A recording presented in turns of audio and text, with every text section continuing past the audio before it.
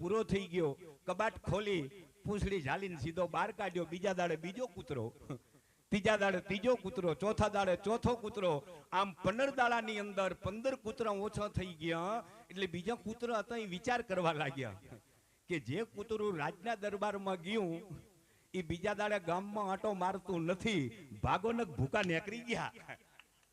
હે, આ તો આપણો સમાજ ઓછો થયો, આપણી જાતિ ઓછી થવા માંડી.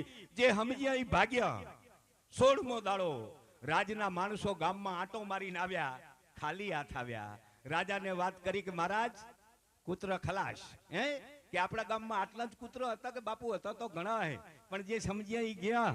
હે, એ આ કુંડાળામાંથી નીકળી ગયા. તો કે હવે બાજુના ગામમાંથી લઈ આવો. કે બાજુના ગામમાં 1-2 દાડા લેવા ગયા. ઈ ગામવાળાને ખબર પડી ગઈ.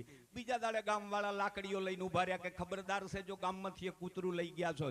ભલે રાજા ઊંઘ વગરનો રહેતો હોય, ભલે ને ઉજાગરા થાય, પણ બન્યું એવું ભાઈ 15 દાડા ઘસઘસાટ ઊંઘ્યા, 16મા દાડે કૂતરા મળે નહીં. હવે રાજાને નિંદર આવે નહીં. આમ કરતા અઠવાડિયું 10 દાડા થઈ ગયા. હવે રાજના માણસોને કે કૂતરું લાવો. રાજના માણસો બધે ફરે, કોઈ કૂતરું આપતા નથી.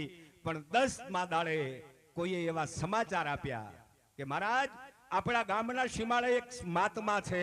હે, આપણા ગામના સીમાડે એક સંત છે. એ સંતની પાસે એક કૂતરો છે. હે, એ સંત કૂતરો રાખે. વગડામાં એમણે રામ મઢી બનાવી છે, ધૂણી ધખાયેલી છે. બાપુ રામનું ભજન કરે છે અને એમને ચોકી માટે કૂતરો રાખેલો છે. જો તમે કહેતા હોય તો અમે જઈએ. રાજા કે ગમે તેનો હોય, સાધુનો હોય કે ગમે એનો કૂતરો લાવો. રાજના માણસો આ સાધુડા પાસે જઈ અને વિનંતી કરી કે બાપુ તમારી પાસે કૂતરો છે? બાપુએ કીધું કે ભાઈ રાજના સીમાડામાં ઝૂંપડી કરીને બેઠો છું, મારી પાસે કૂતરો છે. તો કે એક કામ કરો, તમારો કૂતરો અમને આપો ને. કે કેમ? પણ મહારાજના કાન સુધી આ સમાચાર આવી ગયેલા કે રાજાને આવી આદત પડી છે અને 15 કૂતરા ઓછા કરી નાખ્યા છે. જો હવે સંત નહીં સમજાવે તો આને બીજો કોણ સમજાવશે? હે, આ માર્ગ ભૂલ્યો છે અને સાચા રસ્તે બીજો કોણ લાવશે? રાજના માણસોને કીધું કે ભાઈ તમે થોડી વાર મારી ઝૂંપડીની બહાર ઉભા રહો, હું કૂતરો આપું એની ના નથી, હું કૂતરો આપું તમને.